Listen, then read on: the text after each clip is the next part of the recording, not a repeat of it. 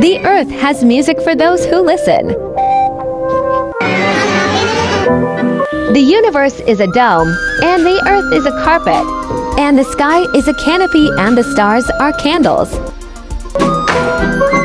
In the garden of the Spirit, may you find the fragrance of love, and may it guide you to the divine. The trees are like sentinels of the earth, guarding its secrets and whispering its wisdom to those who listen. The wind carries the whispers of the ancients, and the trees lean in to listen. In the stillness of the night, the stars reveal their secrets to the moon.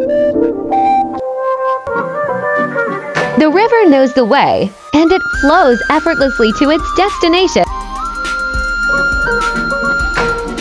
The mountain stands tall and proud, a testament to the power of the divine.